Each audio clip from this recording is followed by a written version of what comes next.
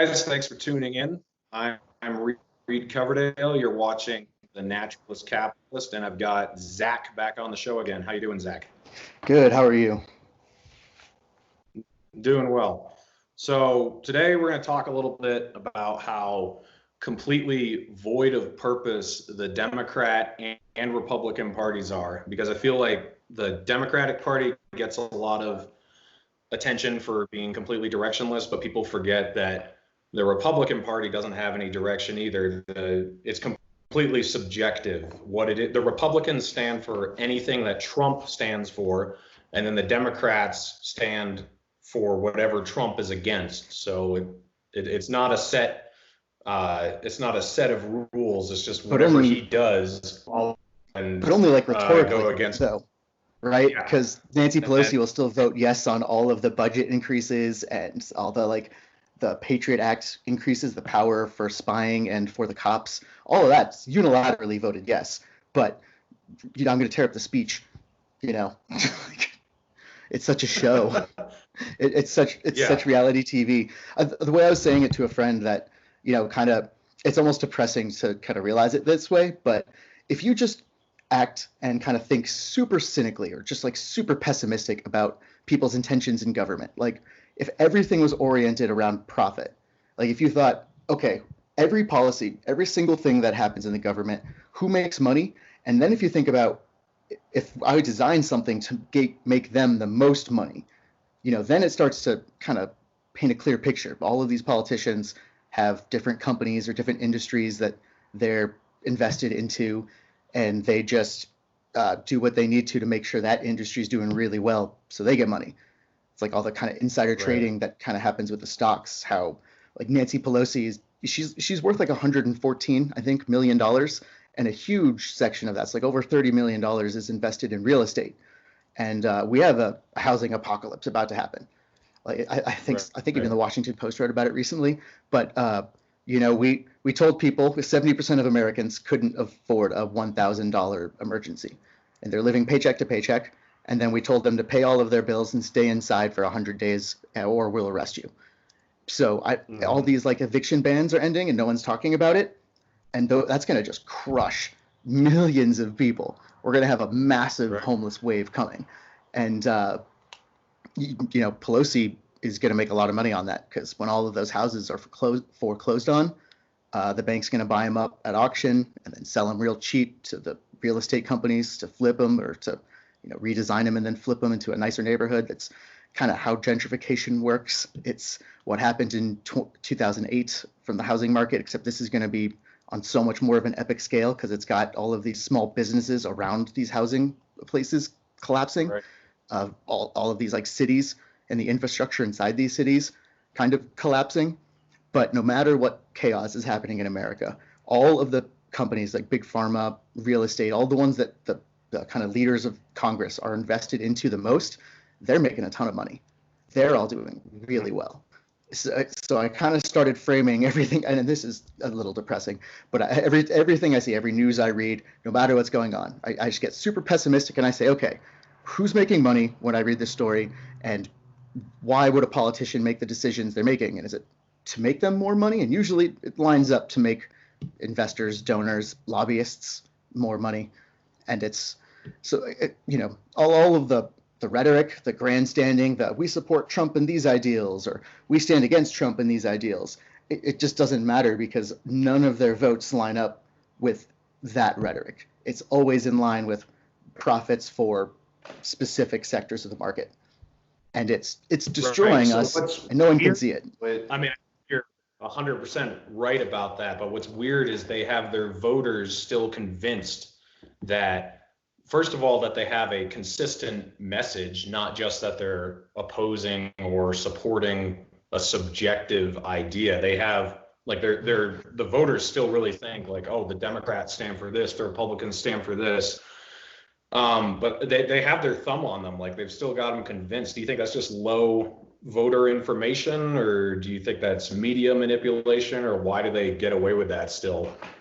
I think a lot of it is propaganda and media manipulation. The DNC is working with their allies in the media, and so is the RNC with theirs. But I think it has a lot to do with just honestly, the entire news cycle itself, how much information is being put out there, and for a huge number of people in this country, I'd say a vast majority of this country, this is the first time they've ever paid attention to the news this much. It's the first time they've ever had to digest science facts coming from the WHO about COVID, while also figuring out what's happening in foreign policy, because they hear random stories popping up, and there's a lot of craziness happening all at once.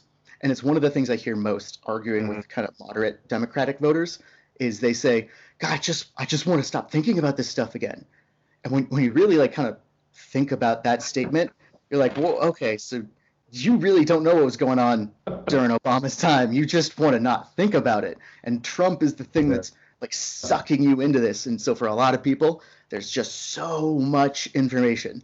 So how do they even digest it all? How do they know what's true or not? Most of these people, for the very first time, are figuring out that the media lies at all. You know, it's not just a mistake in a story. Some of them are figuring out, like, oh, some people in some media companies have agendas and push them sometimes. So it's a lot of things for people who weren't paying attention to this or weren't very online or kind of, into politics. This is so much for them. It's a tidal wave of chaos, and they're not handling it well. And the media is making it worse. All of the politicians at the end of the day really do understand this. It's been long enough. They know exactly what's going to happen. They know, millions and millions of people are going to go homeless. Like one of these propaganda things, like a jobs lost. You say 40 million people are unemployed. 40 million, it's a great number. 40 million. It's nice and round and even and easy to say. But that's 40 million unemployment claims, new unemployment, like to get money from the government.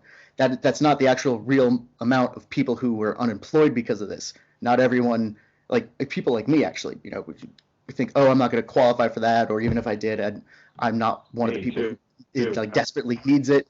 So either way, there's a lot of people who just haven't. There's more people who've lost their jobs than the media is even talking about in a real way, and they know that. But it's easier. 40 million, those are the unemployment claims. It's easy. We can work with that number. And a lot of these things are just so, how do we make it a nice, neat narrative so that people can, copy paste in a soundbite and fits in 280 characters, so it gets retweeted a lot. But I mean, it's so that it's honestly, unless you're as crazy as people like us who sit online and really tear through this to try and get to the truth of it, it's chaos. It's chaos, and it's a little overwhelming, and they are taking advantage of that wholeheartedly. There's no excuse for any of the people in government to not know what's coming.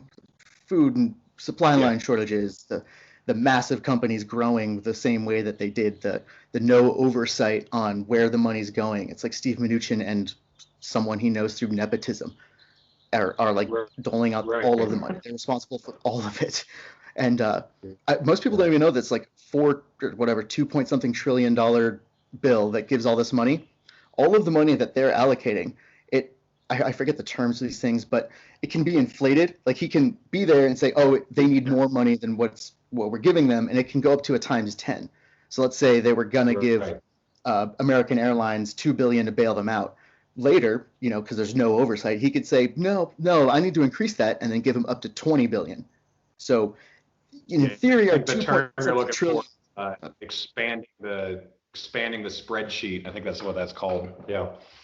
And I mean, it's all just, they've admitted this at the Fed. It's just like digital numbers. They're moving on a computer, and it doesn't matter. And that really blows my mind. Not that they're doing it so much, but that they're just not doing it for the people. The stock market's going up, but everyone's losing their jobs. No one has health care.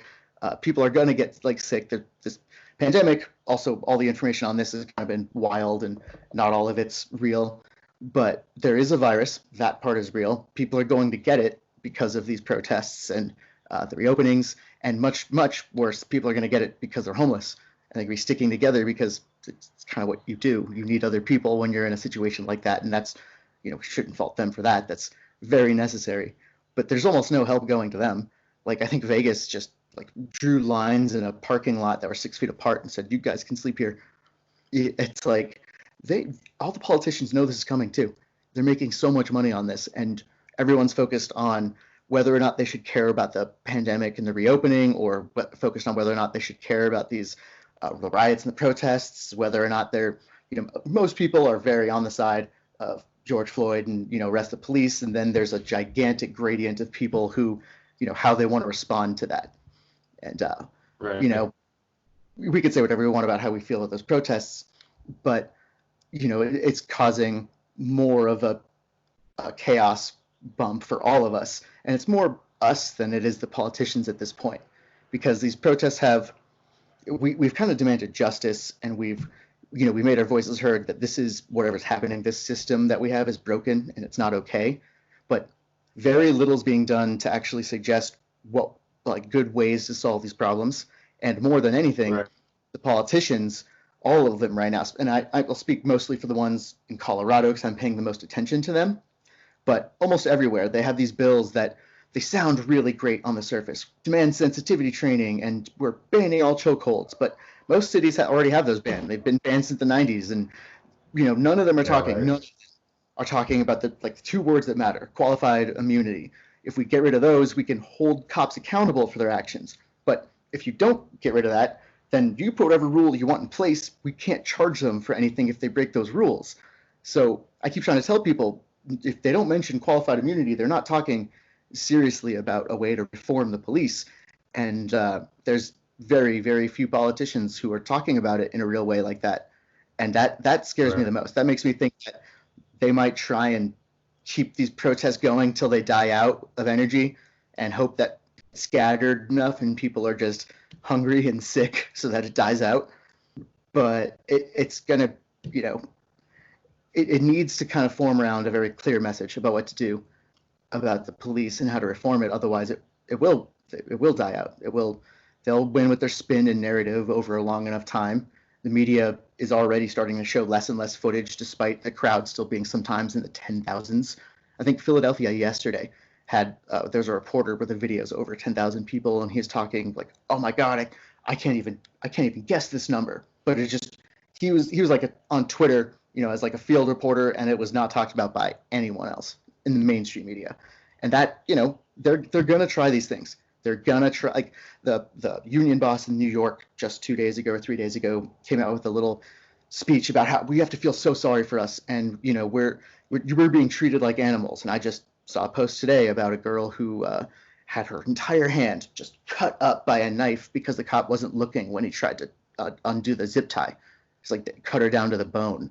And it's like, man, if the cops are being more violent and crazy because they're probably tired and exhausted, and honestly, that's a good thing. I think we should keep that up, keep the pressure on, and keep them resigning.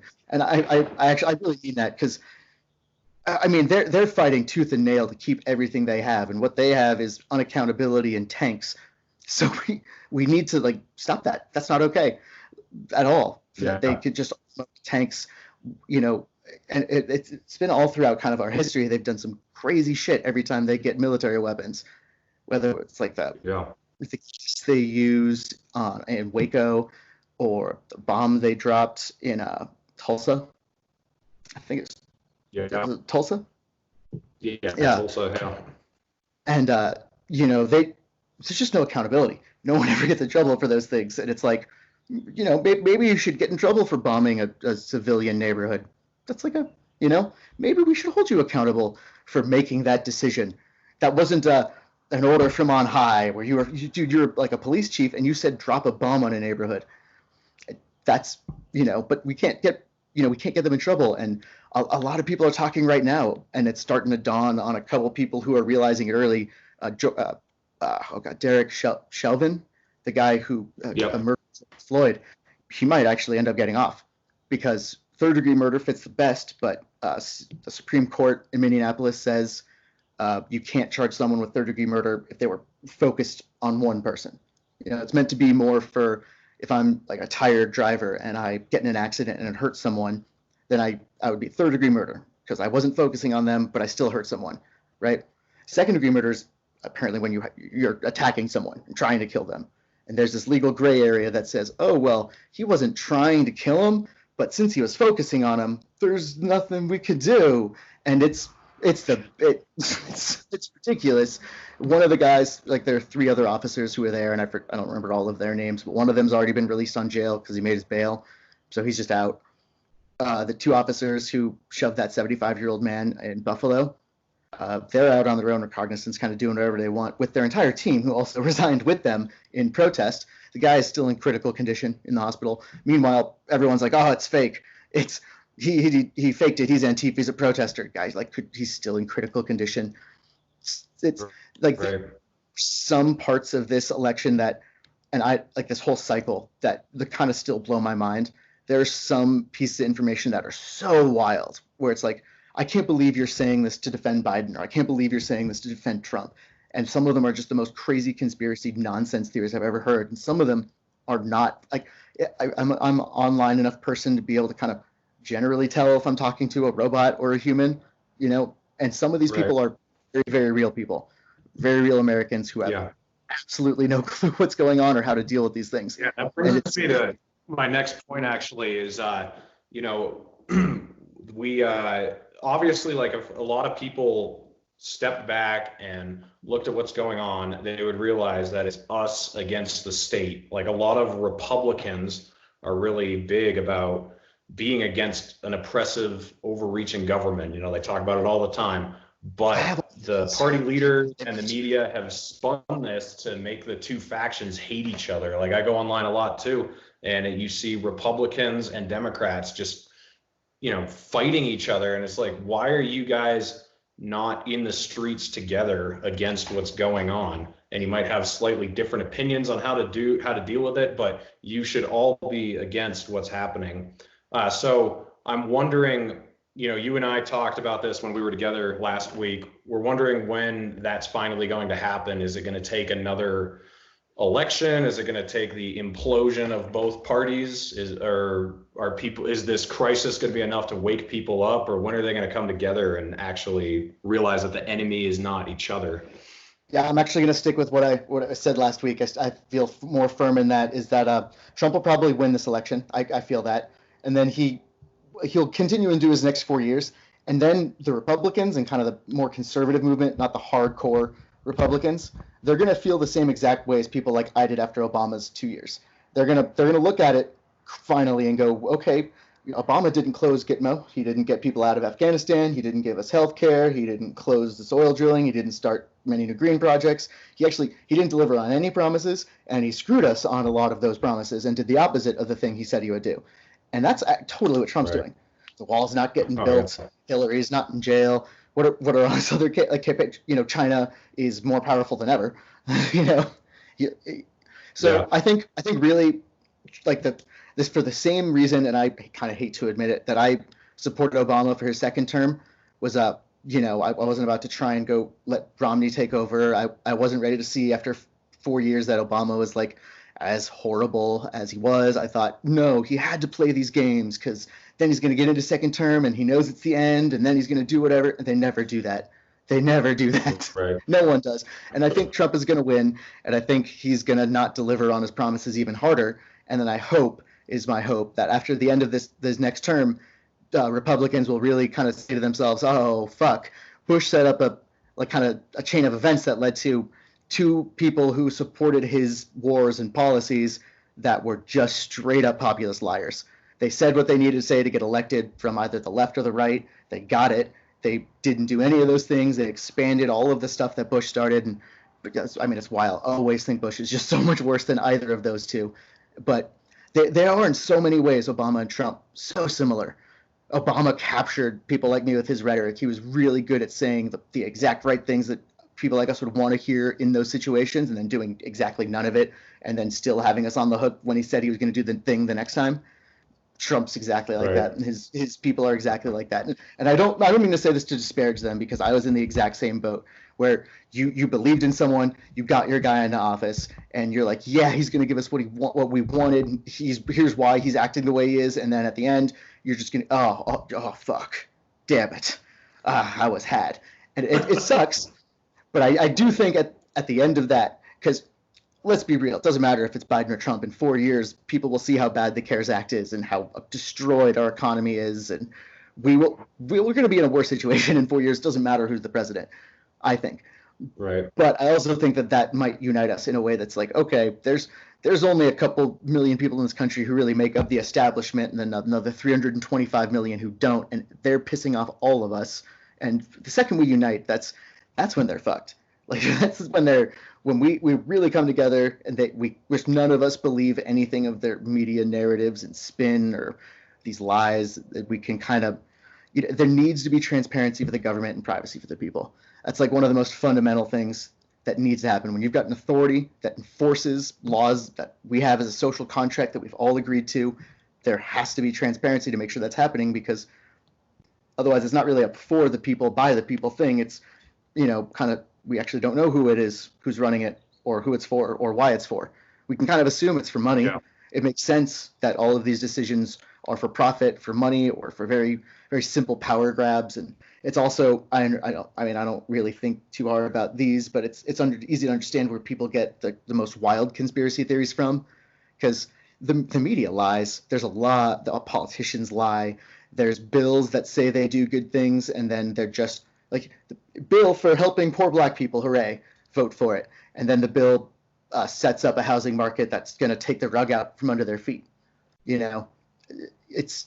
They design these things because they want to get what they want without having to fight. And less and less people are believing it, and that's good. But I think they need another 4 years of getting hit on the head by Trump to even wake up that much to actually stop hating each other.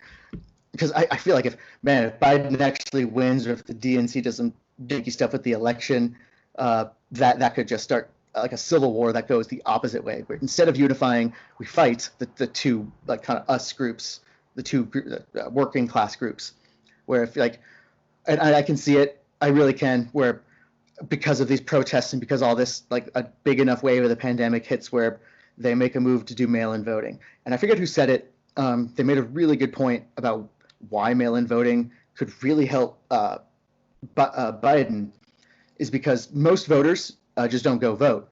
And I've been a non-voter. A lot of that is like, why am I going to go make a trip down to the courthouse to, just bubble the names of people who are going to screw my city over? Who cares?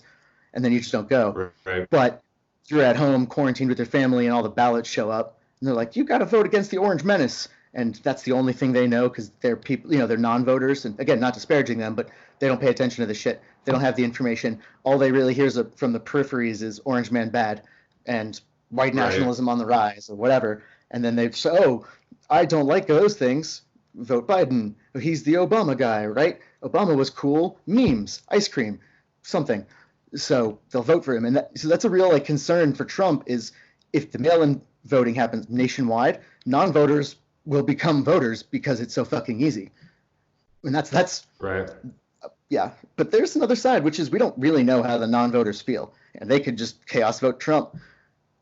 So I feel like these things are kind of weird and chaotic. Personally, I think Trump will win. I think he's got enough fervent support behind him, and there's enough fracturing among the Democrats. Plus, I'll give her a shout out. Jo Jorgensen, libertarian candidate for president, is actually great. She's got a lot of really good ideas. I personally am probably going to be voting for her. I think getting the Libertarian Party over 5% is a good thing, so that they can access federal funds for the 2024 election. Hell, we got enough fracturing of the Democrats, so we could get the Libertarian and the Green Party over 5%, so that they're both in a better place next election. And I think that's a more worthwhile goal to organize over than dealing with Biden. Biden's going to make the moderate Democrats go to sleep, and instead of 4 years of crazy racist, corporate policies, we'll have 8 years. And then Kamala Harris, oh God, I don't want Kamala Harris to be in charge of absolutely anything. Like, she's the worst. She's the worst. And I know, like, all what's happening right now with George Floyd, and that Amy Klobuchar was almost directly involved in how that worked out. Kamala's just so much worse. She's the worst there is. She argued to keep people in jail to use as a low-wage labor force to fight the California fires, which only happened because the government, didn't decide to check up on the money they gave to the power company to fix those lines last year. It's, oh God, like, everything in California is a mess. It's just, So no Kamala. I can't. Yeah. So I'm not voting Trump or Biden, but yeah, I kind of agree with you that it'd be better if Trump wins again, even though I absolutely hate him. And I'm also, kind of, I'm a libertarian. I'm kind of more right wing when it comes to economic policies. So I feel like he gives any economic policies I have a bad name because he rides under the banner of capitalism and small government, even though that's not what he is at all. But I do think it would be better for him to win again because people are forced to pay attention with him there. Like I know so many people who didn't know anything about politics, and then once he won and he was just had to, causing all this crazy shit going on all the time, people have to watch the news, they have to dig in, and there's so much. I didn't realize how much fake news there was. When he first started the whole it's more fake than news catchphrase. I mean, I knew it was there, but now it's just crazy. I didn't realize how prevalent it was. But yeah, I think you're right that that's the best chance he wins again. And then after that, we can finally, his supporters will realize that nothing is different from 2016 and that he did all the same things that Obama did with the bailouts for corporations and banks, and it left the little guy stranded. And I think you're right that it's going to be much worse this time too, because this is a much more serious crisis. So yeah, hopefully after that we can. My Democratic friends is what would that platform look like to you if we were coming together? Like if you had right and left factions coming together, what do you think they could agree on to fight against the establishment? Okay. Yeah, and honestly, I think a platform like that, the only way it's going to work is if we stop focusing on things we disagree on. And I don't even mean this in like a happy-go-lucky hippie kind of love each other sense. I mean, like, we can't pass every single policy all at once. So let's find the ones we agree on, fix those things, and then look at what life is like when those things are fixed to make new decisions. And I think some of those could be like demilitarization of the police. I don't think there's anyone who's who isn't a cop who really hardcore disagrees with the crazy arsenal that they have right now. Some stuff like that. We repealing certain laws, especially ones that kind of have more of a chokehold on things. Like there's so much spin to get through with these things. That's the hardest part with this. Is even if I could lay out like, oh, I bet we would all agree on UBI, right? None of us agree on UBI right now, so that sounds ridiculous. But when you can really sit people down, and give them an hour to say, no, it's not taxes, it's dividends from companies that turn to automation, and it's like we, the American people, are invested, and you can really explain certain things to them and how they work. Say like, okay, liberals, it's the support you get from all of these things, and it's going to help the homelessness and people get the care they need in different areas, and it's going to help a lot of different things. And then you can go to conservatives and then also say, but it's not going to increase your taxes. It makes sure companies who would be doing something like that could take advantage of you, make sure they pay back what they reap from the American people. So it just becomes a more like a positive loop, a net positive loop where it's like a snowball. The snowball grows bigger as it rolls down the hill. There are ways to make that work. We generate more wealth for us and then the world, and that kind of pours back into itself, which is a good thing to do, versus right now where things kind of just end up trickling to one place and being hoarded by anyone who's positioned themselves to be a person who can hoard that money. And it shifts and changes who might hold the most money. It was Bill Gates forever, and now it's Jeff Bezos, and it hardly matters. They don't use the money for things it really they hold them offshore, or they spend them on factories or upgrades to their companies in other countries. It's literally just taking work and money generated from the country and just putting it other places without kind of anything going back and forth, except to both sides filter up to their coffers. So there's a lot of things about the economy we could I don't think there's going to be we name this policy and it's going to work and everyone right now is going to agree. But I think if we really talk, okay, here's how we approach the economy. Here's the things you want. Here's the things this group wants, and we can kind of design a thing that helps people but doesn't take from them. And then we can do that in any area. We can redesign the way medicine works. A lot of conservatives, once they figure out that the drug prices we have right now, or all the money that's calculated for how much these things are going to cost, are done using drug prices that are inflated to an insane degree because they can be. They just legally can be, so they are. and there's nothing regulating that. And then they say, oh, $30 trillion for this. And it's like, well, reduce that. So like, 30 billion is probably, that's like by 1,000. To be like 300 billion, whatever it is, that's a much more manageable number. 300 billion, pennies compared to what we just gave all the other corporations. We can really negotiate, drug prices so that, 70% of Americans want Medicare for all. And a lot of those people are conservative already, but they like these policies. There are people who have diabetes and want insulin to not be $400 a bottle too. It doesn't really matter what political ideology side you're on. You can say that. Someone in your life who's probably gotten sick, and kind of the hospital bills are crazy. So not everyone knows that they don't need to be that way, or that they only are that way because we let them inflate it.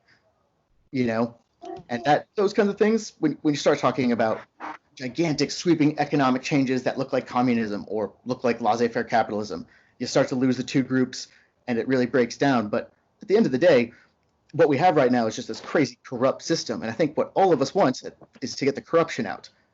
So, as long as we can make a system that functions, in a way that doesn't hurt people, I kind of feel like it would be an easy enough message to unite people around is, hey, let's replace the corruption with something that works and then go from there. Because we don't even know what a society looks like, our society looks like when it's working.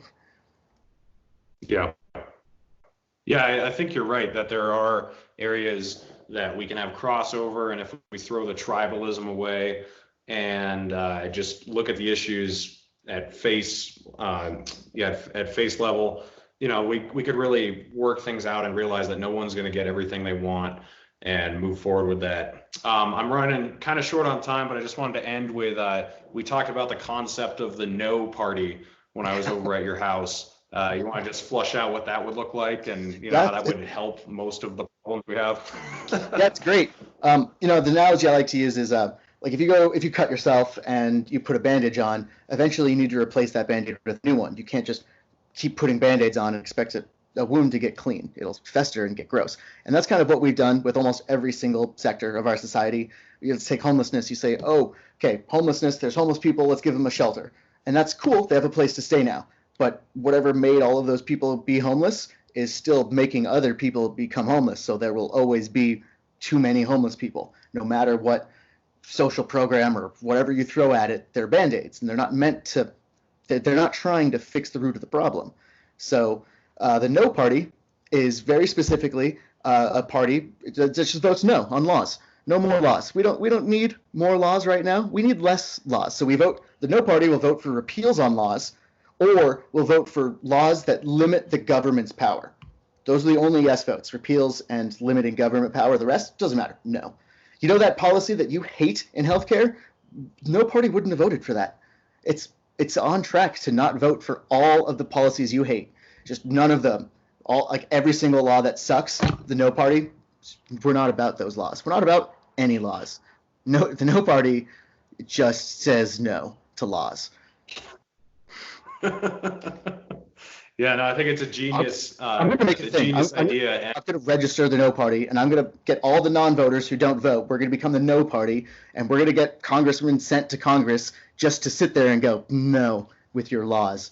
No, you stop it. You will remove some of these laws, and or we will just sit here and say no to everything, no matter what. No more laws. Yeah, they just need to stop. The one thing that we talked about was the 10-year sunset clause on every single law outside of the Constitution. And so Congress has to reauthorize every single federal law every 10 years. And awesome. That would kill a lot of dumb laws. If someone wants to go check it out, there's a Twitter account called like Crime a Day, and they just tweet out every day like some of the weirdest actual laws that we have. Someone will be like, I can pull up an example, but some are like you can mail ducks, chickens, and roosters, but no turkeys through the U.S. postal system. And it's like, whoa, okay, why? Why is that a law? Why is any of this, we have so many laws. It's an insane number of laws. It would take, I think someone did the math, and it'd be like, it would take you 300 years to read all of the laws in any one subsection of law. So like, if you wanted to read all of the laws in divorce law, it'd take you 300 years. So let's just make one law that says any law in this country that we want to have we have to revisit it. And I really actually do like this idea. Like, Any law. Okay, Medicare for all. Is it working? Is it good Medicare for all? Okay, let's re-up this one. So we'll vote yes on another 10 years of Medicare for all. And then every law that we want has to be voted on. And if it's a law that is meaningless and we just didn't have time to get to it, then it's just going to sunset and disappear because no one cared about it and we weren't enforcing it anyway. Because there's just too many books, man. Who wants to read all of those books? Reading sucks. Vote no on laws. Yeah, I think it's a great idea. Well, thanks for coming on again, Zach. I'll definitely have you on again, and I'll just give you the last word if there's anything else you want to cover, and then we'll close out. I think I'm good. Thanks for having me on. All right, man. We'll catch you next time. Thanks for tuning in, everyone, and we'll see you on the next episode. Take it easy.